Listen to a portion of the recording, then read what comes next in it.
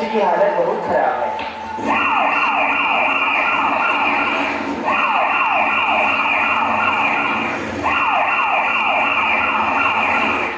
Doctor doctor doctor, कहाँ है आप? हेलो सर, क्या बात है? आप इतना शोर क्यों कर रहे हैं?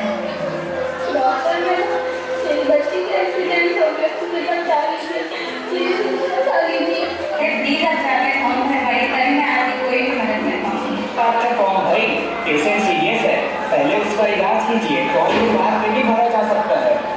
नहीं सर, पहले आप जाकर फॉर्म भरिए, तभी मैं आपकी कोई भी मदद कर पाऊंगी। हमारे हॉस्पिटल का नियम है।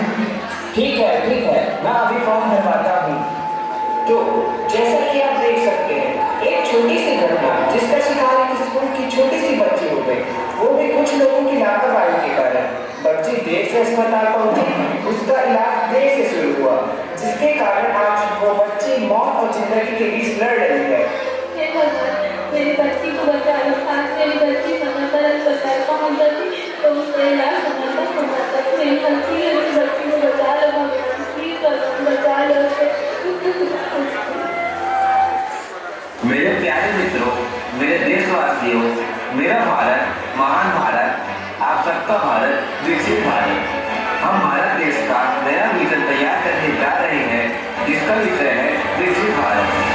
चंद्र समाएगा अवश्य सर्वश्रेष्ठ रक्षा डोलेगा, विकसित होगा राष्ट्र हमारा, बच्चा बच्चा बोलेगा, बच्चा बच्चा बोलेगा। नमस्कार, मैं भारत जवान। आज का मेरा यह विषय है विकसित भारत 2047। जी हाँ, वही विकसित भारत जिसका सपना एपीजे अब्दुल कलाम देखा करते थे, और वही विकसित भारत जिसका सपना जवाहरलाल नेहरू देखा करते थे। वही विकसित भारत जिसकी आजादी की लड़ाई के लिए हमारे स्वतंत्रता सेनानियों ने अपने प्राणों की आहुति दी। महोदय, विकसित भारत कोई सपना नहीं, एक संकल्प है जो मानवता के स्तर पर भारत को आगे बढ़ाना है। विकसित भारत तभी विकसित हो पाएगा जब शहर की चकाचौंध नहीं, बल्कि सफलता की ओर से हर एक गांव तक ये बात पहुंचेगी।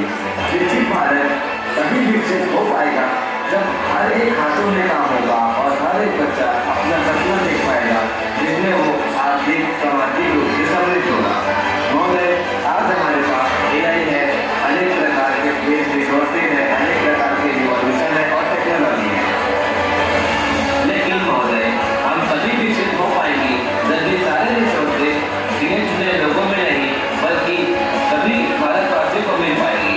आजादी के 100 साल बाद हमारा देश पूर्ण रूप से विकसित राष्ट्र के रूप में आप सभी के समक्ष तैयार होने जा रहा है।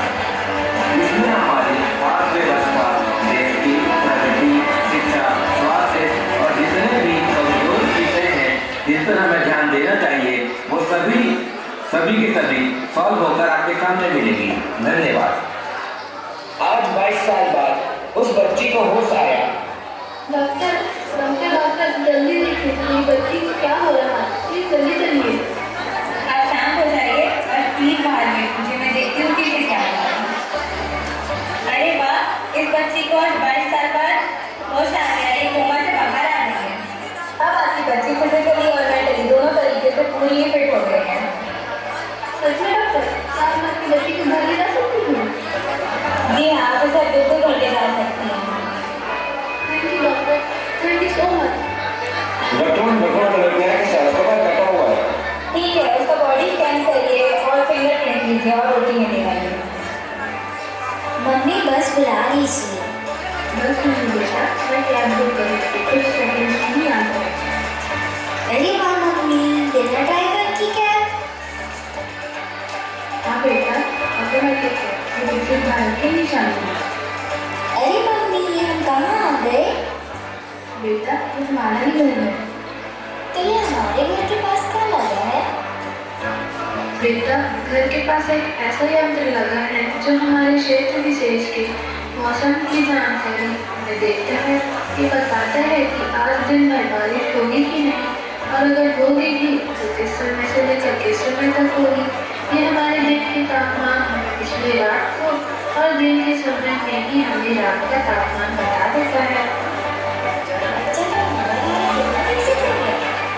नहीं बेटा, अभी तो और भी दिखवाइए, ये देखो। और मम्मी, ये खेतों को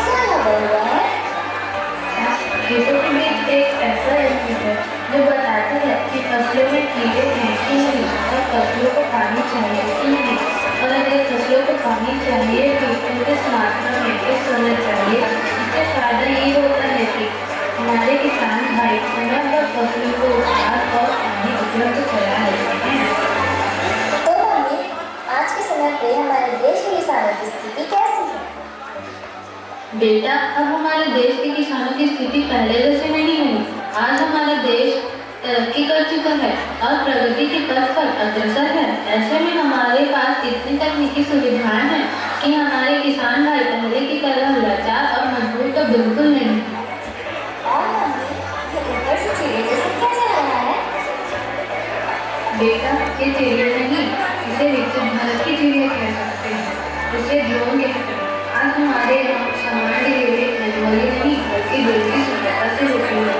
इससे फायदा ये होता है कि हम समय की बचत तो कर ही सकते हैं और साथ ही हमें ट्रैफिक के ऊपर निर्भर भी नहीं रहना पड़ता। ये देखो, ये भारत सरकार की एक नई नीति, एक अनोखी नीति। इसके तहत हम कचरे को रिसाइकिल करके इसका सारे काम में पुनः उपयोग कर सकते हैं। इसका सबसे बड़ा उदाहरण है हमारे घर के बाजू से गुजरने वाली ये सड़क। इसे बने हुए केवल 1 या 2 वर्ष नहीं बल्कि पूरे 14 वर्ष हो चुके हैं। तो क्या मम्मी, इसका बस इतना ही फायदा है और कुछ नहीं?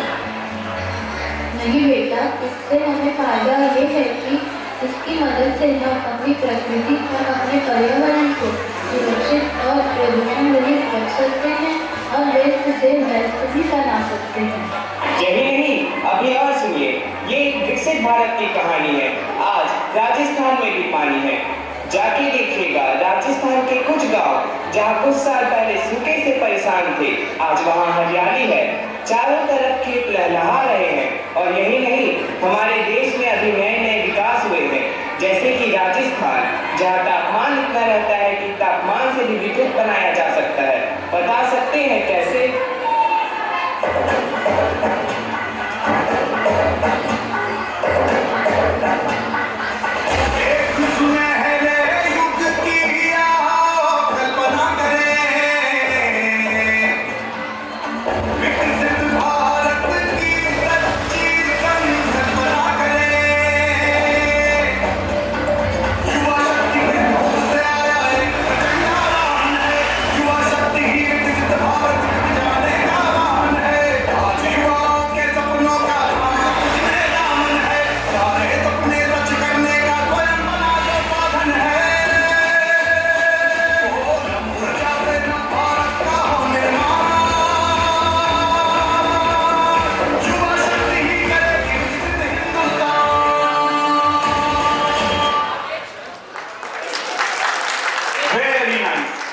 Very updated performance prepared by Gautam sir.